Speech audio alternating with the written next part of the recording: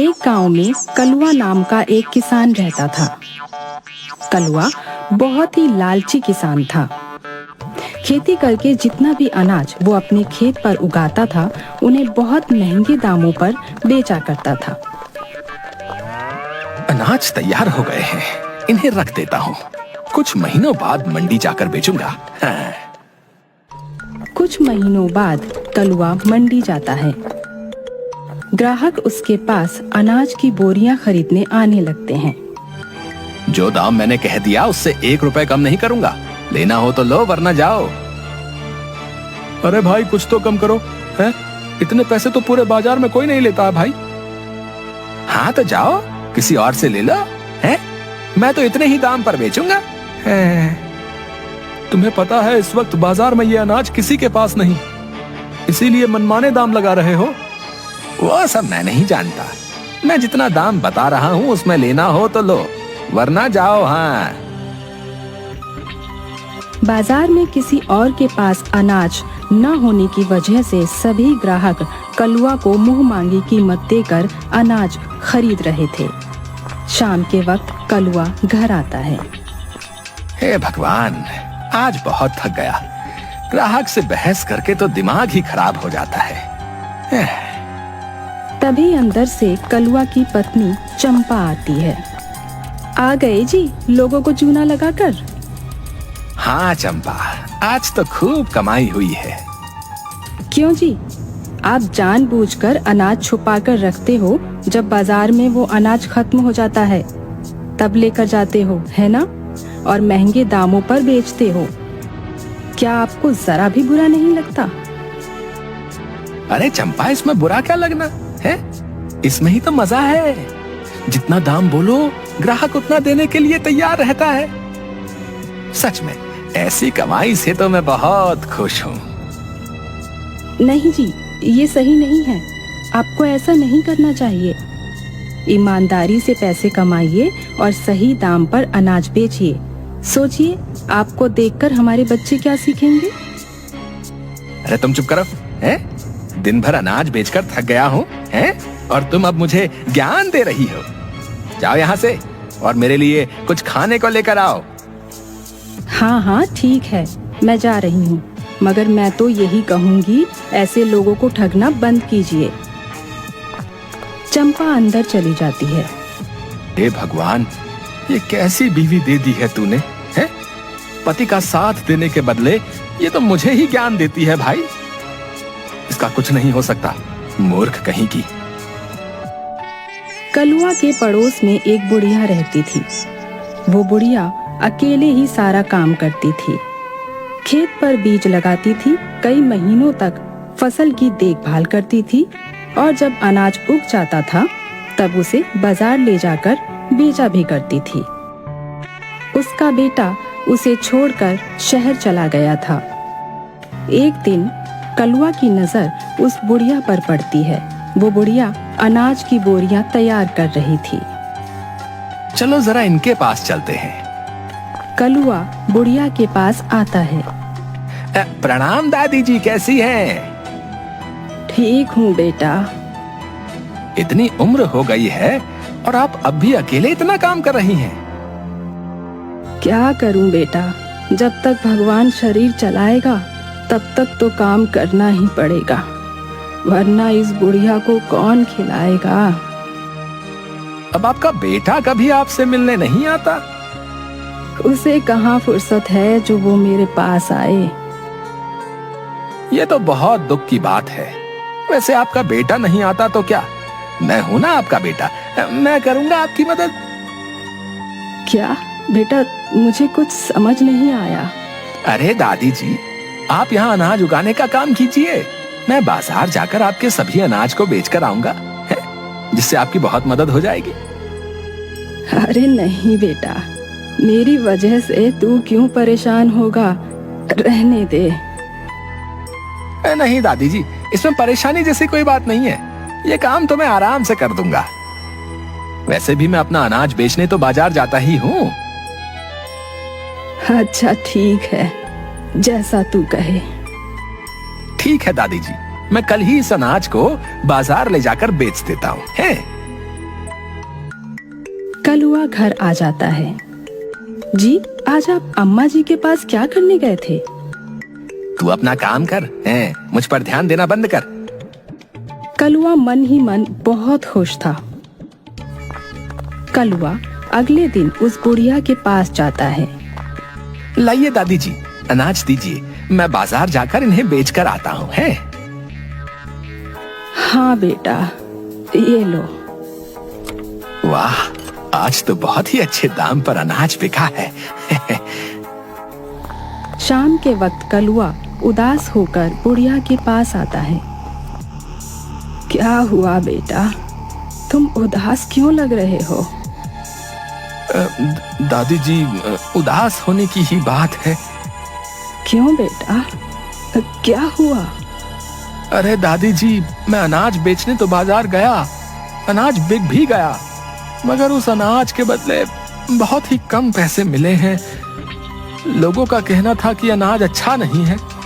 अरे बेटा, आज से पहले तो कभी ऐसा नहीं हुआ। हाँ? वही तो दादी जी, मैंने भी सभी को बहुत समझाया, मगर कोई समझने को तैयार ही नहीं था। ये लीजिए, इतने ही पैसे मिले हैं। अच्छा। अरे बेटा, ये तो बहुत ही कम रुपए हैं। जी दादी जी, बस इसीलिए मैं उदास हूँ। नहीं बेटा, इसमें तुम क्यों उदास हो रहे हो? कोई बात नहीं, तुमने तो अपनी ओर से मेहनत की है। अच्छा ठीक है, अब मैं जाता हूँ। है अरे अरे नहीं बेटा, रुको, तुमने भी तो मेहनत की है, इन पैसों पर तुम्हारा भी अधिकार है। ये लो, इसमें से कुछ पैसे तुम भी रखो। अरे नहीं नहीं दादी जी, रहने दीजिए, रहने दीजिए। बेटा ले लो, इसमें तुम्हारी भी मेहनत है। कलुआ पैसे ले लेता है।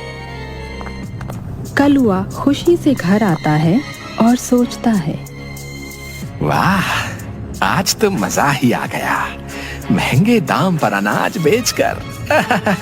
वो पैसे भी रख लिए, साथ ही साथ दादी ने अपनी ओर से भी पैसे दे दिए। भाई वाह वाह वाह वाह, क्या बात है कलवा तेरे, क्या बात है। अब हर रोज कलुआ यही करने लगता है और उस बुढ़िया को धोखा देकर बहुत पैसे कमाने लगता है। वो बुढ़िया कलुआ की चाल नहीं समझ रही थी। कलुआ को अच्छा समझकर वो उस पर भरोसा कर रही थी। उसी बाजार में चंदू नाम का एक किसान भी अपने अनाज बेचने आया करता था। वो हर रोज कलुआ को अनाज बेचते देखता था। आजकल तो ये बहुत बोरियां बेचने लगा है, इतना अनाज तो इसके खेत पर उगता भी नहीं। तुम्हें पता नहीं क्या, ये अपने पड़ोस वाली दादी जी के अनाज को भी बेचता है भाई। अच्छा, ऐसी बात है। चंदू बहुत अच्छा और ईमानदार इंसान था। वो सोचता है, ये कलवा तो एक नंबर का दुष्ट इंसान है। जरूर ये दादी जी को कम पैसे देता होगा और खुद ज्यादा पैसे रखता होगा। आज ही जाकर उनसे बात करता हूँ। चंदू उस बुढ़िया के पास आता है। प्रणाम दादी जी, सुना है आजकल कलवा आपके अनाज को बाजार ले जाकर बेचता है। हाँ बेटा, वो तो बहुत अच्छा है, मेरी मदद कर देता है। फिर तो आपकी अच्छी कमाई हो रही होगी। नहीं बेटा, दरअसल वो कहता है अनाज के दाम ज्यादा नहीं मिल रहे हैं, इसलिए बहुत कम ही रुपए मिल रहे हैं। अरे नहीं दादी जी, वो तो हर रोज अनाज को बहुत ही महंगे दामों पर बेचता है। अरे बेटा, ऐसा नहीं हो सकता। हाँ दादी जी, सच में, मैं भी बाजार में रहता हूँ और देखता हूँ वो अनाज बहुत ही महंगे दामों पर बेचता है। जब कलुआ शाम के वक्त बुढ़िया को पैसे देने आता है, तब बुढ़िया उससे कहती है, बेटा आज अनाज से कितनी कमाई हुई? अरे दादी जी, आज भी वही हाल रहा, बहुत कम पैसे मिले हैं, बहुत कम। चंदू आया था, वो कह रहा था तुम बहुत महंगे दाम पर अनाज बेचते हो और मुझे कम बताते हो। क्या ये सच है? ये सुनकर कलुआ घबरा जाता है।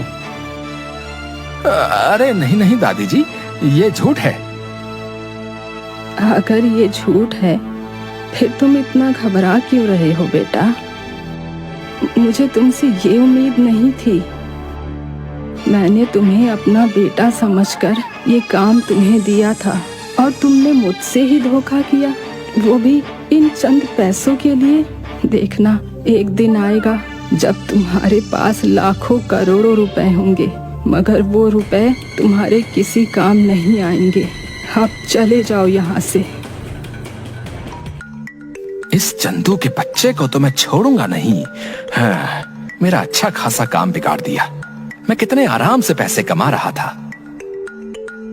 वो बुढ़िया वापस से खुद ही बाजार जाकर अनाज बेचने लगती है। कुछ साल बीत जाते हैं। कलुआ इसी तरह सबको ठग कर खूब कमाई करता था और तभी अचानक एक दिन वो बीमार पड़ जाता है। अरे चंपा, एक अच्छे डॉक्टर को बुलाओ भाई, जल्दी से जल्दी मुझे ठीक होना है। चंपा डॉक्टर को बुलाती है, मगर वो कलुआ का इलाज नहीं कर पाता है। अरे मेरे पास पैसों की कमी नहीं है चंपा, तुम बड़े से बड़े डॉक्टर को बुलाओ, मैं पैसे दूंगा, जाओ।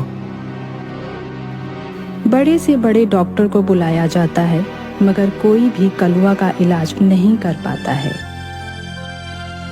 अरे चंपा, मेरे पास बहुत पैसे हैं, तुम मुझे शहर लेकर चलो, मैं वहां जाकर अपना इलाज करवाऊंगा।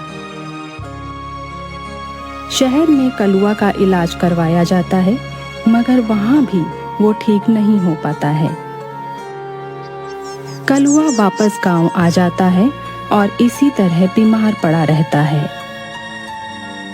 हे भगवान, मुझे ठीक कर दीजिए। मेरे पास इतने पैसे हैं, मगर एक भी डॉक्टर मेरा इलाज नहीं कर पा रहा है। हे भगवान, कोई रास्ता दिखाएं। कई महीनों तक कलुआ बीमार पड़ा रहता है। वो अंदर से बिल्कुल टूट गया था। तभी कलुआ को दादी जी की बात याद आती है। दादी जी ने कहा था कि एक दिन आएगा जब मेरे पैसे भी काम नहीं आएंगे, और वो दिन आ गया। शायद मैंने सभी के साथ बहुत बुरा किया है, उसी की सजा भगवान मुझे दे रहा है। हे भगवान, मुझे माफ कर दो। मैं समझ गया, मैं गलत था।